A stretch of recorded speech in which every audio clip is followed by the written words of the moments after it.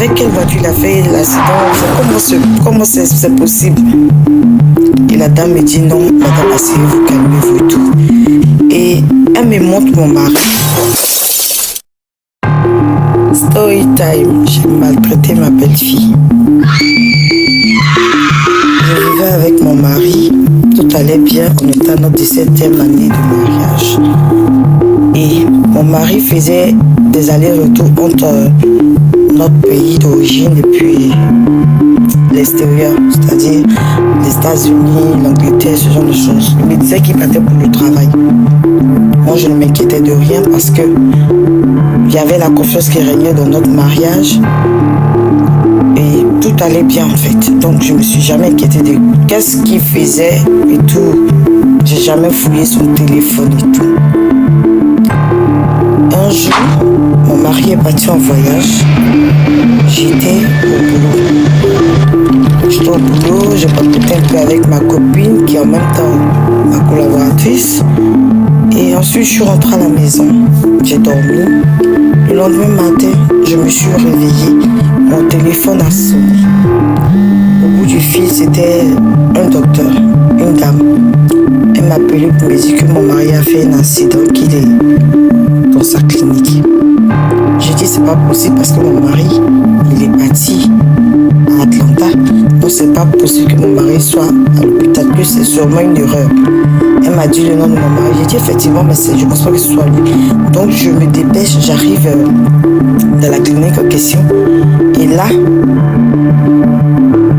on me montre les effets de mon mari, que la police est partie avec d'autres effets, tout ça. Je lui ai dit, mais c'est pas possible, mon mari a voyagé. Et avec quelle voiture il a fait l'accident? Comment c'est possible? Et la dame me dit, non, madame, asseyez-vous, calmez-vous et tout. Et elle me montre mon mari, elle me montre les effets de mon mari déjà, ses papiers, son téléphone. Elle me montre les papiers de mon mari, ses effets. Je suis choquée parce qu'effectivement, ce sont ces trucs. Je me suis dit que peut-être qu'il les a perdus, je sais pas. Mais je ne pouvais pas croire que mon mari, il était là. Donc, elle va, je demande à voir la personne en question qui porte le soi-disant nom de mon mari. On m'emmène aux soins intensifs. Je me rends compte que c'est mon mari, il est dans le coma. Donc, on revient dans le bureau, je demande à la dame, mais comment est-ce possible? Qu'est-ce qui s'est passé? Donc, la dame me dit non, j'ai demandé, il était avec qui? La dame me dit non, que le monsieur, il a fait un accident avec une dame, une fille et un garçon, que la dame et le garçon sont décédés sur le coup. Mais c'est la petite aussi qui est aux soins intensifs aussi, plus mon mari. Je comprends pas, je comprenais rien. Donc je reviens dans le bureau, la dame maintenant, elle me donne les effets de mon mari, c'est-à-dire les affaires qu'ils ont pu récupérer. Et là, je trouve un journal intime. Je prends, je lis et je me rends compte que c'est le journal de la petite en question qui est aux soins intensifs. Et quand je lis, je me rends compte que elle parle de mon mari, mais avec une autre femme qui est sa mère et d'une vie qui n'a rien à voir avec la mienne. Je tenais à préciser que j'ai eu un enfant avec mon mari, mais l'enfant n'est pas resté parce que j'avais des problèmes et ça a endommagé mon utérus et je ne pouvais plus faire d'enfant. Donc, je tombe de haut, je prends le journal, je rentre dans la maison. Arrivé à la maison, j'appelle ma collaboratrice, en même temps ma meilleure amie qui vient, et je lui explique la situation. Je contacte ma meilleure amie, en même temps ma collaboratrice, je lui dis de venir, que vraiment ça va pas, qu'il y a un problème tout. Donc quand elle vient, je suis carrément déboussolée, je suis choquée, je tombe de haut. Donc elle vient me trouve dans une situation vraiment pas possible. Elle me demande qu'est-ce qu'il y a et tout. Je lui explique la situation, mais elle ne comprend pas. Je lui donne le journal de la petite, je lui dis de lire. Et quand elle lit le journal, elle me met l'estomaqué. Donc elle essaie de me réconforter du mieux qu'elle pouvait. Donc on était là, vraiment c'était difficile parce que je ne pouvais pas croire que mon mari, quelqu'un avec qui j'ai fait 17 ans de mariage, a pu me faire un truc pareil. On m'appelle de l'hôpital, ah madame venez signer des papiers, parce que je tenais à préciser que je suis la femme légitime. L'autre, elle, c'était juste la maîtresse. Donc je ne connaissais pas l'existence. Donc on m'appelait madame venez signer les papiers, venez ceci, cela. Et je mettais ma colère sur tout le monde au bureau. C'est-à-dire quand j'arrive au bureau, les personnes avec qui, même mon assistant avec qui j'avais l'habitude de plaisanter, je ne voulais plus qu'il m'appelle madame Tom, je lui disais de m'appeler mademoiselle. Et ça c'était un ordre parce que je ne riais plus, je lui disais les choses carrément. Et franchement j'étais devenue amère, j'étais devenue une autre personne, j'étais plus moi-même et tout. Donc on m'appelle, non venez signer des papiers et tout. Donc je vais, la petite s'est réveillée. Elle réclamait sa mère, réclamait son père. On dit son père aux soins intensifs. Moi j'arrive, on me dit non que moi de partir avec la petite. Je dis je ne peux pas partir avec elle. Je la prends tant pis. Je ne peux pas la prendre. Donc au moment de sortir, de rentrer dans ma voiture, il y a une infirmière qui est là, qui fait monter la petite de ma voiture. L'infirmière là, le docteur a dit non, qu'à préparer la petite. Donc ils sont venus m'attendre dans la voiture. Au moment de monter dans mon véhicule, je vois il y a une petite fille qui est là. Elle me salue, bonjour maman. Bonjour maman, comment tu es? Je ne suis pas ta mère. Donc l'infirmière, je les pousse, j'ouvre ma portière, je monte. Et l'infirmière ouvre la portière arrière et puis elle fait monter la petite. Une fois arrivé à la maison, on ne s'est pas parlé durant le trajet. Une fois arrivé à la maison, je descends, elle descend aussi. Je rentre dans ma maison, elle veut rentrer, je lui ai claqué la porte au nez. Elle est restée dehors. Je suis rentrée, je ne savais pas ce que je faisais, franchement. J'avais tellement mal, j'étais tellement déboussolée, j'étais tellement brisée par la trahison de mon mari en qui j'avais le plus confiance. La personne que j'aimais le plus. Donc, je lui ai claqué la porte au nez et puis je suis rentrée dans ma chambre. Et il pleuvait, la petite était dehors. C'était pas mon problème. Moi, je la tenais pour responsable de tout ce que son père m'avait fait.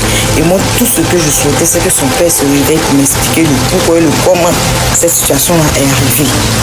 Donc, je suis rentrée dans ma chambre. La servante est venue me voir. Ah, madame, s'il vous plaît, il pleut, la petite est dehors et tout ça.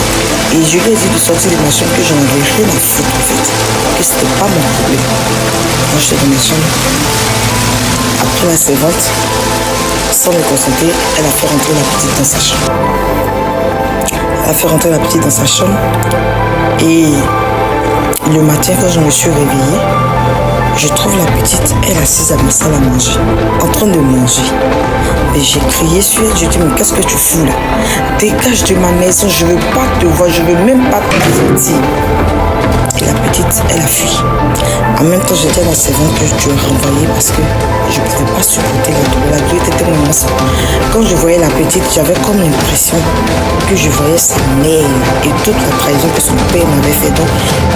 Donc quand je me suis rendu compte que c'est la servante qui l'a laissé rentrer dans ma maison, j'ai dit à la servante qu'elle était renvoyée parce que sur le coup, je donnais des balles perdues à tout le monde parce que j'étais tellement devenue amère. Je donnais des balles perdues à tout le monde. J'ai dit à la petite de sortir de ma maison. Donc, elle est sortie. Elle avait tellement peur de moi, vu la colère dont je faisais preuve. Elle avait peur. Donc, à chaque fois que je rentrais dans la maison, elle s'est cachée pour ne pas que je la voie. Jusqu'à un autre jour, je l'ai vue. Je dis, ah, tu es encore là et tout. Ok, comme tu es là, c'est la maison de ton père, il n'y a pas de problème. Mais je vais te faire vivre la vie que tu n'as jamais vécue. Donc, elle dormait dans la chambre de la servante. Donc, je suis allée la réveiller un jour à 5h du matin. Je faisais l'eau sur elle pour qu'elle se réveille. Qu'est-ce qu'elle s'est réveillée? Je lui ai dit, n'a qu'à balayer du haut vers le bas, jusqu'à dehors. Donc, la petite s'est levée, elle est partie, elle a fait le ménage sur tout. Elle a fini, elle est venue dans la chambre de la servante. La servante dit qu'elle ne veut pas la céder parce qu'elle ne veut pas perdre son travail, elle ne veut pas retourner au village, franchement. Elle ne veut pas de problème. Qu'elle a voulu l'aider, mais elle ne veut pas que je la renvoie. Donc la petite n'a qu'à se trouver un coin où se mettre. Donc la petite devait s'asseoir à l'entrée de la maison, dans la cour. Et jusqu'à la nuit est tombée, elle n'avait rien mangé. La servante lui a amené un peu de pain, plus une couverture pour dire elle n'a qu'à se couvrir et tout. Elle a remercié la servante et tout. Mais j'étais toujours en colère contre la petite. Et un matin, j'ai dit à la petite de m'emmener dans la maison où elle vivait avec ses parents. Et quand je suis arrivée là-bas, j'ai tout saccagé tellement j'avais mal. Je me suis même rendu compte que les sacs que mon mari m'offrait, il offrait les mêmes sacs, les mêmes choses. Après les obsèques de mon mari, j'ai chassé la petite. J'ai dit, je ne veux pas la voir chez moi, qu'elle s'en aille. Elle m'a supplié. Même la sève, j'ai dit, je ne veux pas la voir, donc qu'à la mettre dehors. Qu'elle sorte de ma maison, parce que si je la trouve, moi, mais je la tue. Donc la petite prise de peur, elle était dehors. La servante est venue. La servante est venue avec ses affaires, la trouver dehors. Ne sachant pas où aller, elle essayait de me supplier. Je n'ai pas voulu l'écouter parce que j'étais tellement énervée. Donc je n'ai pas voulu l'écouter. Donc elle est assise devant le portail. Et ma copine et ma collaboratrice en même temps arriva. Donc quand elle est arrivée, elle a trouvé la petite dehors. Elle dit à la petite, mais qu'est-ce que tu fais là? La petite dit non, que c'est maman qui m'a mise dehors. Franchement, elle est très énervée, je ne sais pas où aller. J'ai essayé d'appeler la copine de ma mère, mais elle, quand je parle de venir me chercher, que mes parents ont fait un accident, elle a fait la sourde oreille, elle voulait pas, elle voulait rien entendre, elle faisait croire que le réseau était mauvais et tout ça. Donc ma copine lui dit, allons que ta maman n'est pas méchante, mais elle a mal, elle est brisée, elle a mal au cœur, ton papa lui a fait beaucoup de mal, donc allons. Elle dit, Tanti, tu es sûre qu'elle ne va pas m'écueillir de ce tantif, je ne veux pas qu'elle s'énerve contre moi. Elle dit, t'inquiète pas, elle ne va pas s'énerver contre toi. Donc quand elles sont rentrées, ma copine avait me trouver dans ma chambre et elle m'a dit, non, mais tu ne peux pas faire comme ça, c'est la maison de son père. Je lui ai dit, mais moi aussi c'est ma maison. Oui, c'est ma maison. Et puis moi, aux dernières nouvelles, je ne sais pas que mon mari a des enfants. Parce que l'enfant que lui au monde a eu, l'enfant est mort. Et tenez-vous bien, l'enfant que j'ai eu qui n'est pas resté là, mon mari a pris son nom, le prénom que moi je trouvais pour mon enfant qui n'est pas resté. Mon mari a pris ce nom-là pour aller donner à la fille de sa maîtresse. Vous imaginez? Donc ma copine, imaginez-vous. Donc j'étais tellement brisée, tellement énervée, tellement en colère que je ne voulais même pas la voir en peinture. Elle m'a dit, ma copine m'a dit non, il faut la laisser rester dans la maison. Elle n'a nulle part où aller. Elle ne sait même pas qui sont ses parents, à part sa mère et son père. Donc tu vas la mettre dehors. Elle va faire comment? Tu n'es pas obligé de lui donner une vie de princesse, mais au moins là, tu peux lui donner. Et tu peux la laisser rester dans la maison. Même si elle travaille, c'est pas grave. Au moins, elle n'a qu'à rester là. Ma copine a parlé. Elle m'a dit non, tu n'es pas une personne mauvaise. Ne fais pas les choses des personnes mauvaises. J'ai dit ok. Elle a parlé. J'ai dit ok, il n'y a pas de problème. Non, j'ai laissé la petite rester dans la maison. Donc, elle faisait les travaux ménagers avec la servante. Elle avait ma voiture. Elle aidait la servante dans la cuisine, ce genre de choses. Et un jour, franchement, je me suis réveillée, je suis allée au boulot. Et tellement sous l'emprise de tous ces problèmes-là, je me suis évanouie dans mon bureau. J'ai appelé les secours. Ils m'ont menée à l'hôpital. Quand je me suis réveillée, ma copine m'a dit vraiment, il faut que j'arrête, qu'il faudrait que je me reprenne en main. Parce que je ne peux pas continuer comme ça. C'est trop difficile à supporter, oui, mais il faudrait que je me donne la possibilité de pouvoir passer à autre chose. Je lui ai dit, mais ça fait 3 mois que le monsieur est décédé, ça fait 3 mois que je vis ces choses, mais j'arrive pas à passer à autre chose parce que c'est trop lourd pour moi. Elle me dit, non, fais un effort, si tu veux, vends la maison où tu es, et puis tu achètes une autre maison, ça va te permettre de partir de l'avant. Je lui ai dit, ok, je vais réfléchir. Et je suis rentrée chez moi. Et quelques jours après, je suis descendue pour manger. La servante est venue, elle me dit non de monter, qu'elle va me servir pour m'emmener. Je dis non, je veux manger aujourd'hui dans la salle à manger. Et la servante allait lui dire à la petite que je veux manger dans la salle à manger.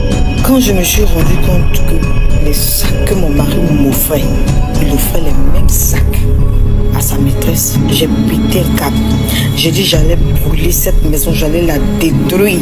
En même temps, je suis tombée enceinte. La petite, elle a pris mon téléphone, elle a appelé les secours. Ils sont venus me prendre, ils sont venus me déposer à la clinique. Donc, étant à la clinique, Et ma copine vient, elle me dit que, ah mais qu'est-ce qui se passe? Qu'est-ce que tu as? Tu vas te tuer. C'est vrai, il t'a fait du mal, mais tu peux pas te faire plus de mal que ça. Arrête, tu vas te détruire pour rien. Je lui ai dit que je ne peux pas me détruire puisque lui m'a déjà détruit. Donc je ne sais pas c'est quoi qui va encore me détruire. Parce que vraiment, c'était trop lourd. Je ne pouvais pas supporter. La douleur était immense. Et je ne savais pas comment est-ce que j'allais digérer cette douleur. Je me suis levée, je suis rentrée à la maison. Donc je maltraitais la petite chaque jour, je la maltraitais. Et tellement j'étais à bout, ma copine m'a donné une idée comme quoi je lui ai dit que je ne peux pas m'occuper de la petite. Franchement, quand je la vois, ça me nerve encore plus. Elle m'a dit, bon ok, elle a une idée, on va aller voir à l'orphelinat, on peut la prendre. Et sur le chemin, elle même me dit, mais si on va à l'orphelinat, on fait comment? Vu que mon mari est encore dans le coma. Donc, comment est-ce qu'on va s'y prendre tout? Et pendant que nous sommes en train de parler, on m'appelle de l'hôpital pour me dire que mon mari a rendu là. J'arrive à l'hôpital, ils ont débranché mon mari, il est mort. Et ne sachant plus qui, parce que j'attendais qu'il se réveille pour me donner des réponses à toutes les questions que j'avais à lui poser. Malheureusement, il est mort. Et je ne savais plus ce qui m'était venu. Après l'enterrement de mon mari, j'ai chassé la petite Judy. Après les obsèques de mon mari, j'ai chassé la petite Judy. Je ne peux pas la voir chez moi, qu'elle s'en aille. Elle m'a supplié. Même la sœur, j'ai dit je ne veux pas la voir, donc elle a mis dehors. Qu'elle sorte de ma maison, parce que si je la trouve, même je la tue. Quand la petite prise de peur, elle était dehors. La servante est venue. La servante est venue avec ses affaires, la trouver dehors. Ne sachant pas où aller, elle essayait de me supplier. Je n'ai pas voulu l'écouter parce que j'étais tellement énervée. Donc je n'ai pas voulu l'écouter. Donc elle est assise devant le portail. Et ma copine et ma collaboratrice en même temps arriva. Donc quand elle est arrivée, elle a trouvé la petite dehors. Elle dit à la petite, mais qu'est-ce que tu fais là? La petite dit non, que c'est maman qui m'a mise dehors. Franchement, elle est très énervée, je ne sais pas où aller. J'ai essayé d'appeler la copine de ma mère, mais elle, quand je parle de venir me chercher, que mes parents ont fait un accident, elle a fait la sourde oreille, elle ne voulait rien entendre, mais elle faisait croire que le réseau était mauvais et tout ça. Donc ma copine lui dit, allons que ta maman n'est pas méchante, mais elle a mal, elle est brisée, elle a mal au cœur, ton père lui a fait beaucoup de mal, donc allons. Elle dit, Tanti, je suis sûre qu'elle ne va pas me crier de ce tantif, je ne veux pas qu'elle s'énerve contre moi. Elle dit, t'inquiète pas, elle ne va pas s'énerver contre toi. Donc quand ils sont rentrés, ma copine avait me trouver dans ma chambre et elle m'a dit, non, mais tu ne veux pas faire comme ça, c'est la maison de son père. Je lui ai dit, mais moi aussi c'est ma maison. Oui, c'est ma maison. Et puis moi, aux dernières nouvelles, je ne sais pas que mon mari a des enfants. Parce que l'enfant que lui au monde a eu, l'enfant est mort. Et tenez-vous bien, l'enfant que j'ai eu qui n'est pas resté là, mon mari a pris son nom, le prénom que moi je trouvais pour mon enfant qui n'est pas resté. Mon mari a pris ce nom-là pour aller donner à la fille de sa maîtresse. Vous imaginez? Donc ma copine, imaginez-vous. Donc j'étais tellement brisée, tellement énervée, tellement en colère que je ne voulais même pas la voir en pétu. Elle m'a dit, ma copine m'a dit non, il faut la laisser rester dans la maison. Elle n'a nulle part où aller. Elle ne sait même pas qui sont ses parents, à part sa mère et son père. Donc tu vas la mettre dehors. Elle va faire comment? Tu n'es pas obligé de lui donner une vie de princesse, mais au moins là, tu peux lui donner. Et tu peux la laisser rester dans la maison. Même si elle travaille, c'est pas grave. Au moins, elle n'a qu'à rester là. Ma copine a parlé. Elle m'a dit non, tu n'es pas une personne mauvaise. Ne fais pas les choses des personnes mauvaises. J'ai dit ok. Elle a parlé. J'ai dit ok, pas de problème. Non, j'ai laissé la petite rester dans la maison. Donc, elle faisait les travaux ménagers avec la servante. Elle avait ma voiture. Elle aidait la servante dans la cuisine, ce genre de choses. Et un jour, franchement, je me suis réveillée, je suis allée au boulot. Et tellement sous l'emprise de tous ces problèmes-là, je me suis évanouie dans mon bureau. J'ai appelé les secours, ils m'ont menée à l'hôpital. Quand je me suis réveillée, ma copine m'a dit vraiment, il faut que j'arrête, qu'il faudrait que je me reprenne en main, parce que je ne peux pas continuer comme ça. C'est trop difficile à supporter, oui, mais il faudrait que je me donne la possibilité de pouvoir passer à autre autre chose. Je lui ai dit, mais ça fait 3 mois que le monsieur est décédé. Ça fait 3 mois que je vis ces choses, mais j'arrive pas à passer à autre chose parce que c'est trop lourd pour moi. Elle me dit, non, fais un effort. Si tu veux, vends la maison où tu es et puis tu achètes une autre maison. Ça va te permettre de partir de l'avant. Je lui ai dit, ok, je vais y réfléchir. Et je suis rentrée chez moi. Et quelques jours après, je suis descendue pour manger. La servante est venue, elle me dit non de monter, qu'elle va me servir pour m'emmener. Je dis non, je vais manger aujourd'hui dans la salle à manger. Et la servante allait lui dire à la petite que je veux manger dans la salle à manger. La petite s'est réjouie d'entendre que je ne vais pas manger dans ma chambre aujourd'hui, mais je vais manger dans la salle à manger. Donc, quand j'ai dit à la servante de me servir dans la salle à manger, j'ai vu un journal sur la table. Et j'ai demandé ça c'est quoi. Et la servante m'a dit non, que c'est le journal de la petite. Donc je prends le journal, je monte dans ma chambre le temps qu'on prépare la table. Et je lis le journal. Et je suis carrément, mais carrément. C'est-à-dire que je lis le journal de la petite et la petite écrit dans son journal que oui, c'est vrai, elle a perdu son père, sa mère et son petit frère, mais elle n'est pas triste parce que les larmes ne pourront pas les ramener. La seule chose qu'elle peut faire, c'est de se réjouir. Et ce qu'elle écrit encore m'a encore plus rendu émotionnelle parce qu'elle a dit que elle me comprenait parce qu'elle sait que si je suis en colère, c'est normal parce que c'est sa maman qui a brisé son foyer et elle, tant qu'elle vivra, elle va se battre pour payer les erreurs de sa mère, qu'elle ne me déteste pas, que je suis sa seule famille et que quand je me suis évanouie au bureau, elle a eu très peur parce que je suis sa seule famille et elle n'aimerait pas perdre qui que ce soit encore, qu'elle m'aime, qu'elle ne me déteste pas en tout cas, mais en tout cas pas pour l'instant, elle ne me déteste pas. Mais elle veut vraiment que je sois en vie. Que même après que je me sois évanouie, quand je suis rentrée à la maison le soir, elle se cachait pour venir ouvrir la porte pour voir si je respirais parce qu'elle avait peur de me perdre. Et qu'elle a vu que je respirais, elle s'est enfuie. Donc après avoir lu ça, j'étais tellement...